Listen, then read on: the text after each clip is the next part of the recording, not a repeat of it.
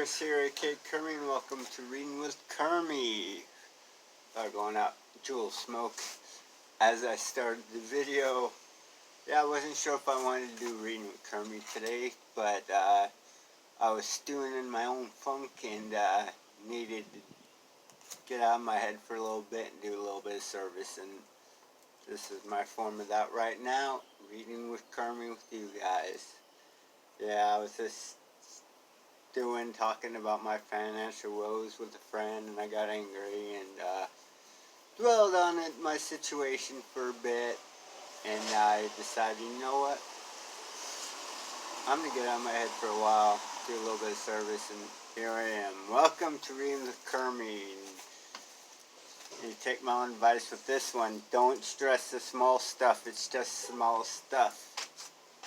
And this is book 2 with the families. And we have reached chapter 60 in this book 2, which I think there should be, 100 chapters in this book. So we're over halfway done with book number 2.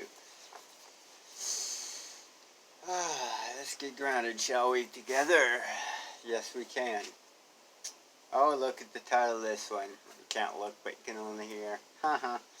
Put things in perspective. See, just hearing that title, I'm allowed to shift things now. It's good news. So, let's carry on.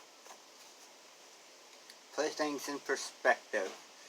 One of the major themes of this book is that while it's easy to allow little things to take over our lives, there are things we can do to make life around the house less stressful. I believe that one of the most important things we can do is to put things in perspective. Of course, putting things in perspective can seem a little vague. After all, what does that really mean? I've thought a great deal about this issue, and to me, it simply means remembering that most of the things that upset us, most are not life or death emergencies. In fact, I find it fascinating that when people are confronted with big stuff, natural disasters, divorce, financial crisis, illness, death of loved ones, sick children, against aging parents, and so forth, most of them are remarkably courageous and innovative. That word. For some reason, we respond to major life events by rising to the occasion, calling on our inner strength and getting through whatever it is that life has to offer. We pray, ask for help, become highly creative, and exhibit enormous endurance. Yes, we do, time to time, don't we? Got a little bright out all of a sudden out here. However, the same people, all of us, who somehow get through a chemical addiction, business disaster, or some other crisis are often overwhelmed, bent out of shape, easily annoyed, stressed out, frustrated, and bothered by all the day's small stuff that is part of everyone's life. Somehow, it's the little stuff, not the big stuff, that we struggle with the most. Carry on. I found it to be very helpful to remind myself each and every day how trivial most things really are. Whether it's stealing bills, crabby or demanding children, a messy home, pesky neighbors, a barking dog, an overwhelming schedule, a teenage party next door, a quarrel with my spouse, a traffic jam, an unreturned phone calls, weeds in the yard, whatever it is, quarantine, lockdown, in reality, it's all small stuff. I watch the news and remind myself that the stuff I have to deal with isn't front page news. A vast majority of the time, it's not life or death. And if I see all the things confronting me as small stuff, instead of a series of major emergencies, it's all so much easier to deal with. With perspective, life is smoother and more manageable. We're all so blessed to be alive, to be God's guests on this beautiful planet. Whether it takes us 30 minutes or 45 minutes to get home from work, need not interfere with our gratitude. Definitely not. If our kids are bickering. We can get up all upset and let it ruin our day, or we can accept it as part of raising a family. And our homes aren't perfectly clean. We can feel defeated and worthless. Or we can remember how fortunate we are to have a shelter to live in. Yes, I like that. If we can't afford the vacation we really want, we can feel victimized and sorry for ourselves. Yeah. Or we can plan a special adventure within our own budget. I could probably go on for many pages, but the point is that our response is up to us. We can complain that life isn't perfect and wait for life to accommodate us with fewer demands, or we can put things in perspective and lighten up a little. If you're like most of people, you probably already tried the struggle approach to life. My suggestion that we all strive to become a little more accepting of life and take it as it comes. Put things in perspective.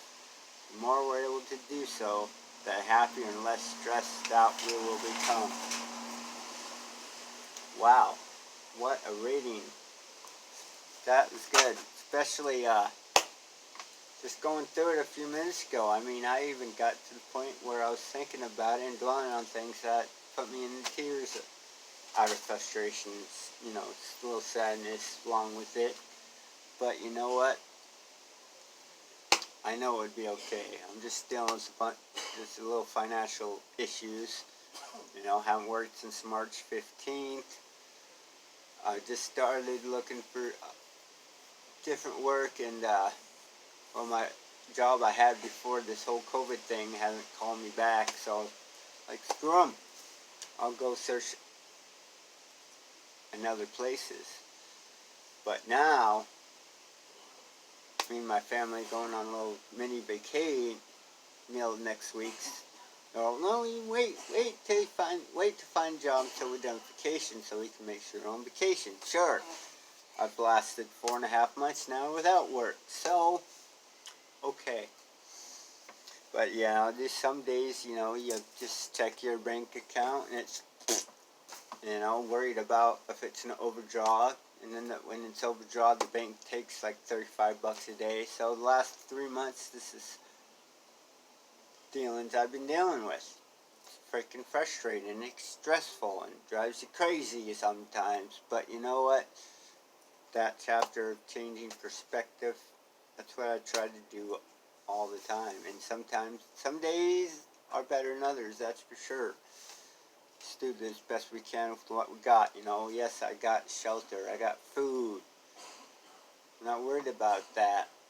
It's just that, you know, I don't know, it's been a lifelong habit where one of my biggest stressors in life has been finances. So, you know, I've been trying to change that perspective as I go, you know what I mean? And, yeah. Other than that, life's okay, you know. Yeah, I've been on COVID lockdown since March 15th, and here it is July already.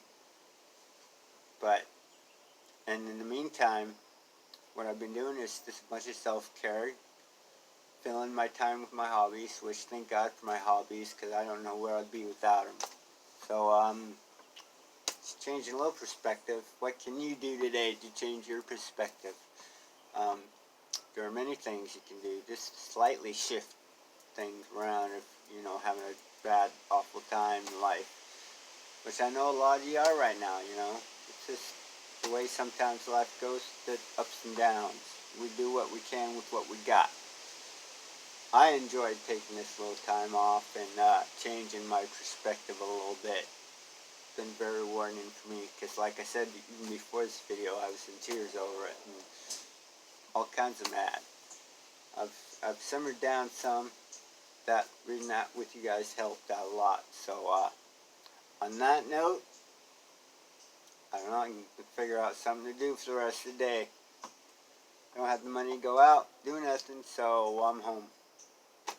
Oh yeah, before I forget, I did display some art online there for you for sale. So each piece is $75. So just let me know if interested. We'll hook it up for you. Love you guys. guys have a great day.